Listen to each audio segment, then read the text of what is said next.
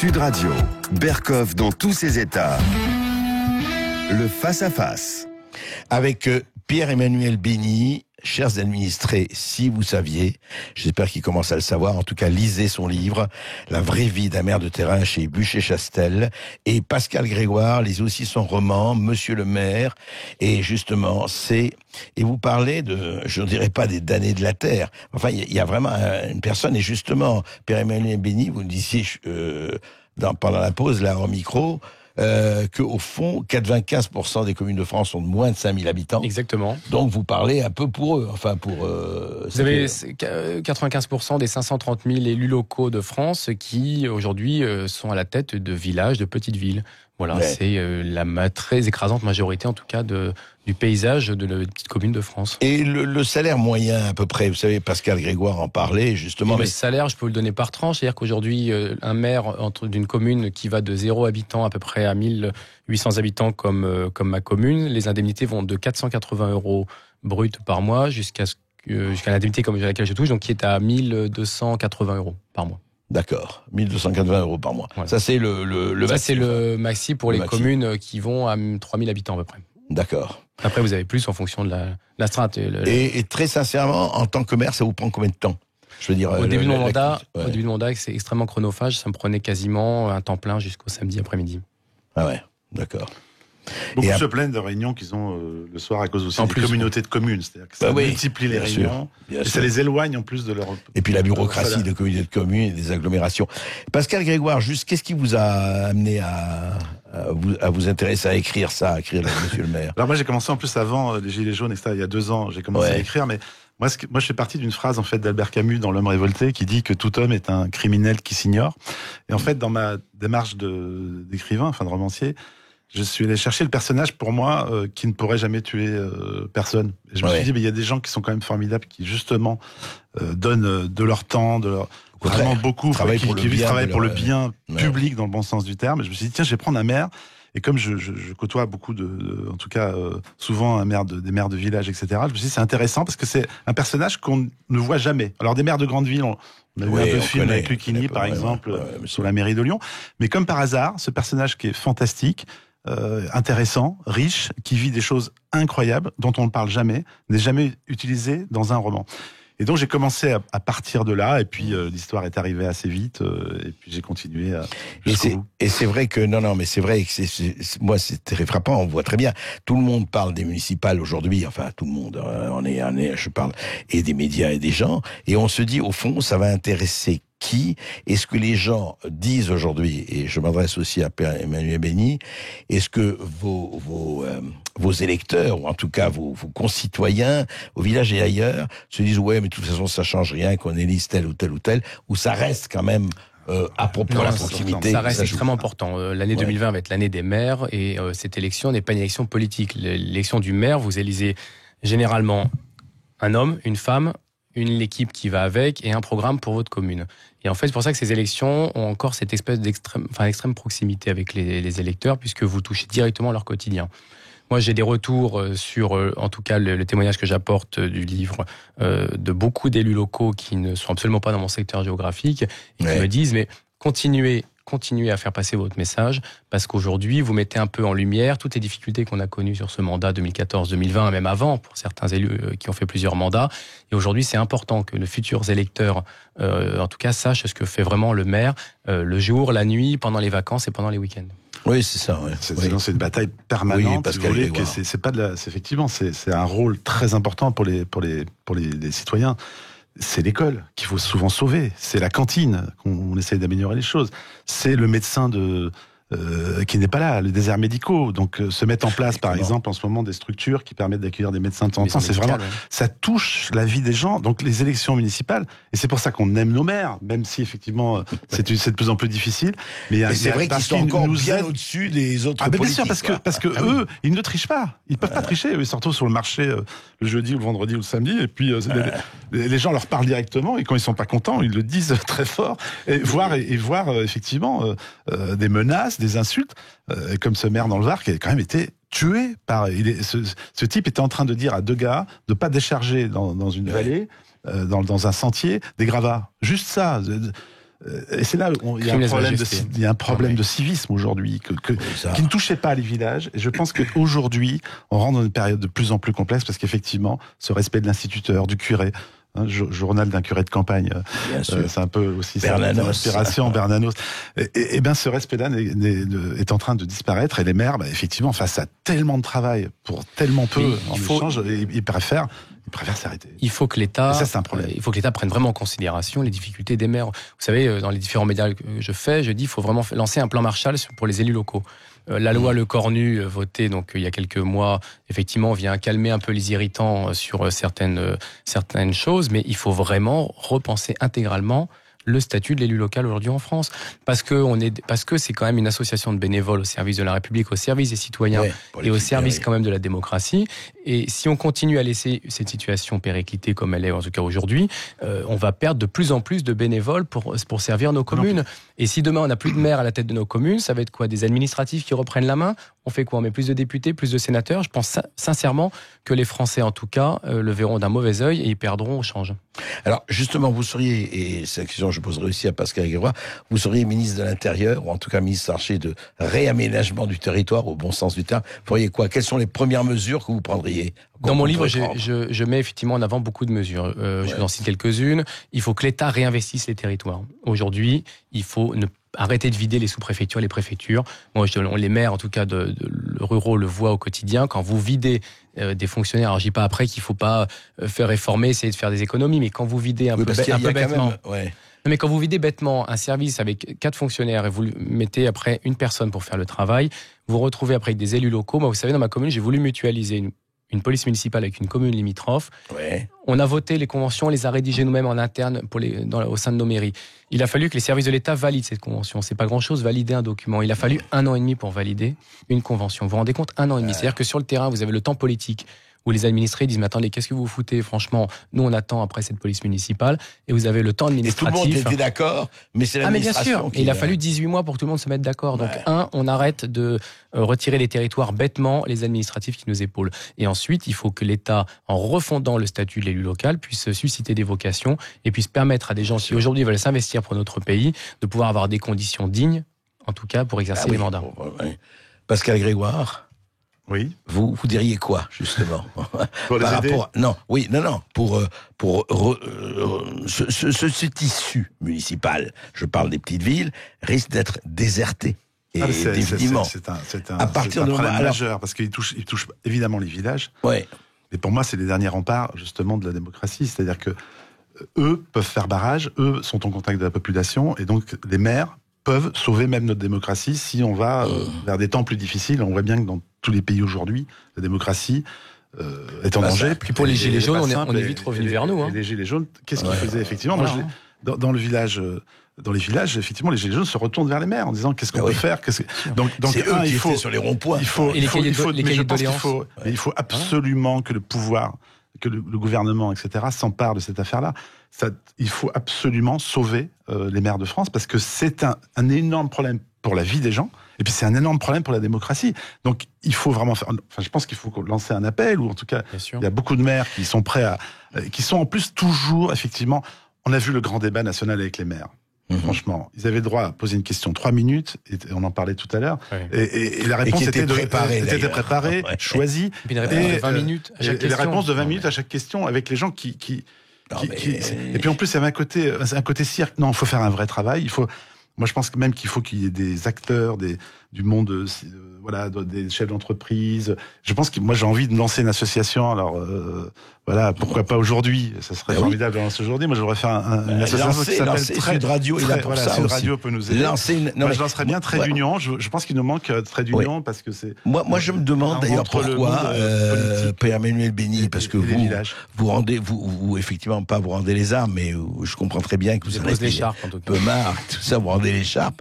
Mais pourquoi tous ces maires-là qui sont, enfin, les 95%, même si tous ne participent pas, pourquoi il n'y a pas soit un manifeste, soit une pétition de tous ces maires? Je vais vous dire, la plupart sont quand même 30 000. Non, mais la plupart des maires, généralement, font leur boulot dans leur coin et dans le silence. Ouais.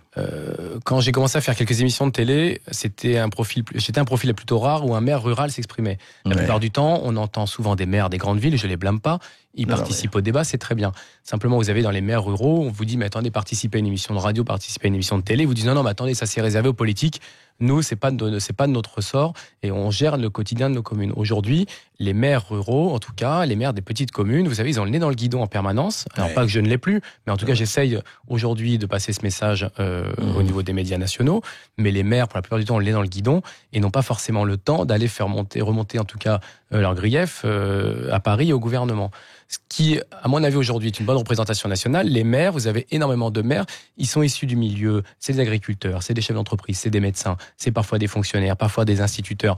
Les maires représentent vraiment la société aujourd'hui. Et effectivement, moi je rejoins ce que vous disiez à l'instant, Pascal, il faut effectivement qu'on puisse aujourd'hui essayer de concentrer en tout cas toutes les remontées des maires, alors que le gouvernement se rassure, on va pas aller faire une jacquerie pour aller empaler Emmanuel Macron sur une fourche, mais simplement, il faut avoir ces remontées de terrain qui sont vitales pour notre démocratie aujourd'hui. Oui, je crois, écoutez, et en tout cas, si on vous écoute, je sais que la plupart, et c'est normal, on est sur le guidon, mais ils peuvent justement prendre des représentants et que vous fassiez quelque chose. En tout cas, on appelle les auditeurs de Sud Radio qui ont des témoignages là-dessus. Vous vivez, beaucoup vivent justement dans des zones rurales.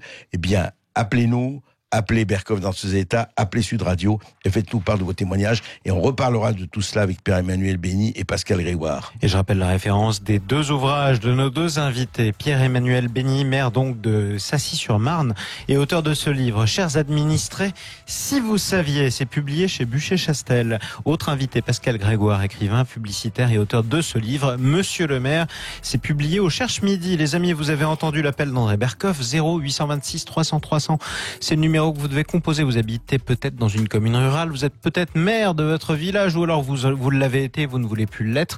Venez nous dire ce que vous pensez de tout ce que vous venez d'entendre. À tout de suite sur Sud Radio. Ici Sud Radio. Les Français parlent aux Français. Les carottes sont cuites.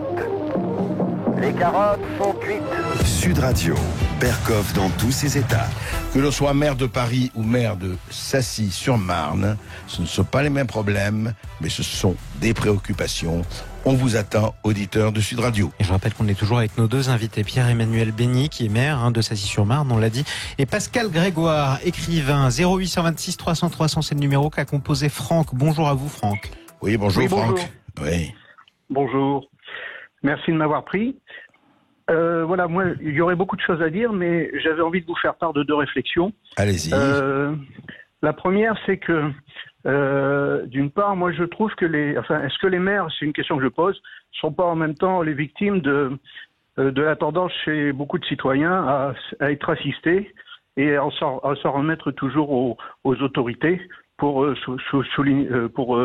solutionner leurs problèmes, en fait. Parce que le problème, c'est que dès que le moindre citoyen a un souci, il se tourne vers une compétence supérieure et effectivement, comme vous l'avez dit, la proximité, c'est le maire. Et donc, on se tourne systématiquement vers le maire au lieu de se prendre en main. Ouais. Ça, c'est une première remarque que je voulais faire parce que moi, j'ai des mandats associatifs et je me rends compte que pour donner, il y a très peu de monde. Pour venir prendre, il y a toujours beaucoup de monde. Oui. Mais quand il s'agit de donner, on trouve beaucoup moins de monde. Et par contre, les gens se manifestent quand ils sont pas contents. Et clair. Au lieu de se manifester quand j'ai des droits, mais les devoirs, ça attendra. Oui, tout à fait. Et la seconde, oui, et vous aviez une seconde... Alors, la seconde remarque aussi, c'était quand même que... alors, vous avez dû faire la nuance entre les maires des grandes villes et les maires des petites villes, certainement. Oui. Moi, à mon sens, elle est très importante parce qu'autant je peux comprendre qu'un maire de petite ville, il est livré à lui-même, il est seul et il doit être au four et au moulin. Autant les maires des grandes villes, je pense qu'on ne boxe pas dans la même catégorie. Bien et sûr. Pour beaucoup d'entre eux, ils ont en échange, en retour, le fait d'avoir pas mal de l'aura le prestige de la fonction, de flatter l'ego, la reconnaissance dont ils ont besoin, et certains vont vers ce genre de mandat justement parce qu'ils ont besoin de ça et qu'ils ne seraient pas restés dans l'anonymat du citoyen moyen, quoi. Donc je pense qu'il y a quand même deux poids deux mesures. Je pense que les maires des villes plus importantes quand même, et puis quand on dit qu'il y a eu beaucoup d'abnégation ou autre, bon, même lorsque le mandat est terminé, il a toujours son aura d'ancien maire. Et puis, on le voit même pour les politiques au niveau national, à mon avis, ils n'ont pas trop de mal pour se placer après dans une entreprise locale ou alors, autre. Franck, Pierre-Emmanuel et Pascal Grégoire vont répondre. Pierre-Emmanuel Bény. qu'est-ce que... Bon, moi, je partage l'analyse de Franck. Je ne veux pas mettre les maires dos à dos, mais en tout cas, ce qu'on constate aujourd'hui, c'est que la différence entre le maire d'une grande ville et un maire rural, c'est la même différence que vous avez entre un artisan et un patron du CAC 40. C'est-à-dire qu'aujourd'hui, vous avez peut-être des missions similaires, mais en tout cas, les moyens d'y arriver sont pas du tout les mêmes. Ensuite, pour sa première question concernant effectivement les personnes qui se tournaient essentiellement vers les maires, on a aujourd'hui une société de plus en plus individualiste, c'est sûr. Aujourd'hui, et assisté aussi. Alors assister, oui et non, parce que vous avez aussi, moi, dans les territoires ruraux, des gens qui se prennent en main, qui sont tout à fait, qui font, c'est pas tous des assistés feignants, etc. Mais vous avez effectivement certaines personnes qui, quand ils n'ont plus vers qui se tourner, quand ils n'ont plus de services publics à proximité, etc., qu'ils vont voir, c'est le représentant de l'État, ils vont voir le maire, et on devient à ce moment-là très rapidement un confident et parfois un confesseur. Pascal Grégoire. Oui, je partage complètement. C'est-à-dire qu'effectivement,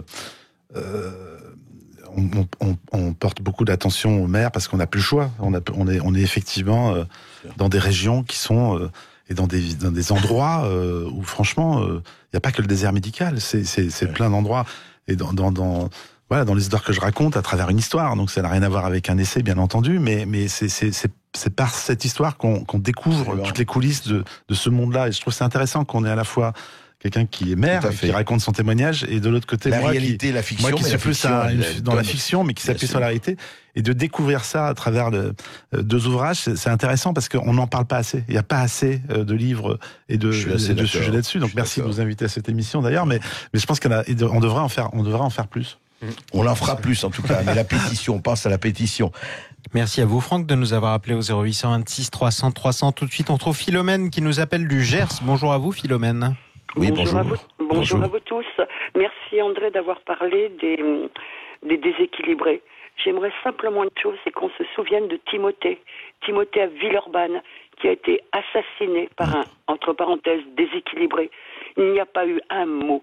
Il n'y a pas eu un mot de ce gouvernement pour apaiser la peine des parents. Imaginez, il avait 19 ans, il venait d'avoir son CAP de pâtissier, il avait eu un prix en poésie, personne n'en a parlé. Il a fallu qu'on en parle hier, sur un média indépendant, lors du rassemblement pour Sarah Halimi. Ouais. C'est une honte, c'est une honte. Je ne décolère pas. Mais alors, je vous comprends, de pas décolérer. Il faut pas décolérer sur des drames pareils, c'est clair. Oui, mais qui en parle ? Il est afghan, il a tué au nom d'Allah, il y en a qui a récité sa prière, il a été épargné, et je pense que Timothée ne connaissait pas la prière. Est-ce qu'il va falloir qu'on apprenne tous une prière pour pouvoir être épargnés ? Écoutez, là, c'est une question vous avez tout à fait raison de poser la question. J'espère que on va pas en y arriver là, mais vous savez, c'est toujours une question à la fois de courage et de résolution. Il faut savoir ce qu'on veut dans la vie, il faut savoir ce que les princes qui nous gouvernent veulent dans la vie, est-ce qu'ils veulent sauvegarder la sécurité de leurs administrés ou pas, ou ils veulent se réfugier dans un déséquilibre permanent, et on sait très bien ce que ça veut dire déséquilibré. Je crois que là, il y a un vrai problème, Philomène. On le résoudra pas comme ça, mais encore une fois, vous savez, c'était un titre que j'aimais beaucoup de Jean Edernalier, même si c'était quelqu'un de controversé. Il avait fait un livre qui s'appelait Chaque matin qui se lève est une leçon de courage. Je pense qu'il faut s'en rappeler. Merci à vous Philomène de nous avoir appelé. Tout de suite, on retrouve Eliane qui nous appelle du Languedoc. Bonjour à vous Eliane. Bonjour à tous, bonjour André, merci Bonjour. de votre émission que j'écoute tous les jours. Merci. Voilà, moi je voudrais parler des retraites. Actuellement, il y a la grève, la SNCF, la RATP, l'EDF, tout ça. Ce sont des gens qui prennent leur retraite très tôt, qui sont encore en pleine forme. Et nous, les retraités âgés, nous avons besoin quelquefois d'aide pour le jardin, pour des petites bricoles. Et quand ces gens-là, à partir de 52 ou 55 ans, ont leur retraite, ils cherchent à faire du travail au noir. Personne n'en parle. Personne n'en parle de ça. Et alors, ils viennent chez vous, ils se proposent au noir, bien sûr. Moi, quand j'emploie quelqu'un, je prends un CESU parce que j'estime qu'il faut être déclaré. On ne sait jamais. Hein. Alors, sûr. Non seulement ces gens-là veulent être payés de la main à la main, et à des prix exorbitants, 25 € de l'heure pour faire la pelouse, par exemple. Et personne ne dit que ces gens-là, ils ont la retraite confortable, très confortable, et qui se font la même chose au noir sans payer rien du tout, et ils se permettent en plus d'avoir un syndicat qui dit qu'ils sont dans la norme. Mais attendez, ils se foutent de nous là. Je pense que Martinez, c'est un Hitler pratiquement. Voilà. Moi, je considère avec sa moustache qu'il est en train d'emmerder toute la région parisienne. J'habite pas la région parisienne, moi. Mais je me mets à la place de ces gens qui vont travailler pour pas grand-chose par rapport aux gens de la SNCF et qui sont emmerdés tous les jours. Je suis outré. Alors, vous dites parlons vrai, eh bien parlons vrai, parlons des gens qui travaillent au noir. Eh bien, écoutez, vous avez tout à fait raison d'aborder le problème. Je ne vous souviens pas sur la comparaison entre Hitler et Martinez, même si elle provient, je comprends, de votre colère. Cela dit, c'est vrai qu'il y a un vrai problème. Moi, j'aimerais avoir l'opinion de Monsieur le maire là-dessus, c'est vrai. Sur ce travail au noir, quand même, parce que Dieu sait, il existe, Pascal aussi, bien sûr, mais vous pouvez en parler, mais... Je veux dire, il y a quand même un problème là, et pas seulement sur les gens qui ont pris leur retraite à 52, 55 ans. C'est vrai que ce problème du travail au noir, on le connaît. On sait très bien qu'il y a une économie parallèle, et je ne vais même pas parler de la drogue. Restons sur le travail au noir. Elle a pas tort quand elle dit ce qu'elle dit. Non, pour répondre de manière un peu généraliste, je retire ma casquette de maire parce que j'ai pas eu affaire à ça dans ma commune, mais effectivement, le travail au noir est en train aujourd'hui de tuer nos entreprises et tuer les petites entreprises. Alors vous allez dire à chaque fois, Benny, les gentils parlent toujours des petits. Mais enfin, c'est vraiment le cas. Aujourd'hui, vous avez des artisans, des chefs de PME face à des situations qui sont d'une inégalité la plus totale. Parce qu'aujourd'hui, quand vous travaillez au noir, vous ne payez pas, bien entendu, les charges sociales, etc. Et c'est un véritable fléau pour, en tout cas, les petites entreprises de notre pays. Peut-être une pétition en plus à faire remonter au gouvernement, je ne sais pas. Ouais, il y aurait des choses à faire remonter au gouvernement en permanence. Merci à vous, Eliane, de nous avoir appelés. On retrouve André de la Drôme. Madame André, bonjour à vous, André. Bonjour Monsieur Berkoff. Oui, bonjour Madame. Merci pour vos émissions toujours pertinentes. Merci vous nous avez manqué ces derniers jours, mais il est bien normal que vous preniez des vacances. C'est honteux de prendre un peu. Vous avez pris des vacances, c'est pas... oui, et pas au noir, Oui. Je voudrais revenir sur votre intervention concernant les pédophiles. Oui. Vous avez été très discret en ne nommant personne, ce que je comprends. Mais moi, je n'aurais pas cette pudeur. Et je les nommerai, du moins les plus connus. Oui. Je citerai Frédéric Mitterrand et Jack Lang, qui n'ont jamais été inquiétés. Je citerai Daniel Cohn-Bendit, qui déclarait son plaisir de se faire tripoter par de petits-enfants. Et on l'autorise toujours à se répandre sur les plateaux de télé. Tout cela est honteux et indigne. Voilà, c'est tout ce que j'avais à dire. Cette omerta est insupportable. Oui, André, moi je voudrais juste dire quelque chose là-dessus. Moi je ne nomme pas, et pourquoi je ne nomme pas ? Parce que vous avez trouvé peut-être que je suis très officiel là-dessus, mais je crois aussi à la présomption d'innocence. Je veux dire par là que tant que ça n'a pas été éprouvé... Gabriel Matzneff, c'est autre chose. Lui, il l'a écrit, il l'a proclamé, il l'a dit. Daniel Cohn-Bendit, effectivement, s'est répandu. Pour les deux autres, oui, Frédéric Mitterrand, c'est vrai qu'il l'a dit dans un livre, etc. Mais je vais vous dire une chose, aujourd'hui, vous voyez, ce qui est tout à fait nouveau, André, c'est qu'aujourd'hui, c'est sur la place publique. C'est-à-dire que les gens commencent à parler, et ça s'est passé, vous avez vu, avec Balance ton pote et MeToo. Si je trouve, il y a quelquefois des excès là-dessus, mais effectivement, la prédation, le côté manipulateur, et j'ai dit ce que je pensais de la pédophilie, je crois très clairement, je pense qu'effectivement, les choses arrivent, et les choses se sachent. Vous savez, sur les réseaux sociaux, les noms que vous avez cités, ils circulent absolument partout. Et les réseaux sociaux, aujourd'hui, il y a des millions de Français qui le regardent. Mais, je répète simplement une chose, attention au procès, parce que ça peut aussi glisser. Et il y a eu des gens, vous savez, avec des procès vraiment diffamants et mensongers, on peut aller aussi très loin.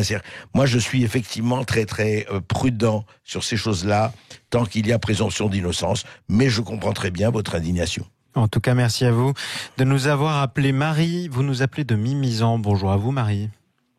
Bonjour, Monsieur Berkoff, oui, bonjour. Bonjour à vos invités.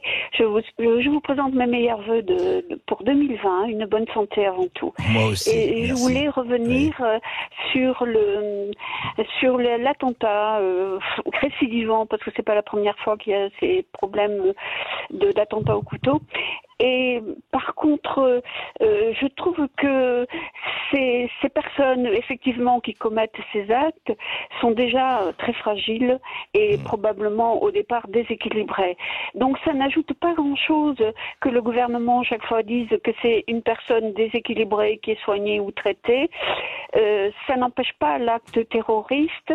Et surtout, bon, il y a cette volonté gouvernementale de minimiser un peu ces attentats. Il y a des élections qui arrivent, il ne faut pas contrarier la population qui pourrait voter pour vous. Donc, et en fait, il y a aussi quand même, moi j'avais entendu avant les élections dire « Ah, ben vous en avez pour 20 ans ». Et je me suis dit « Et pourquoi 20 ans ?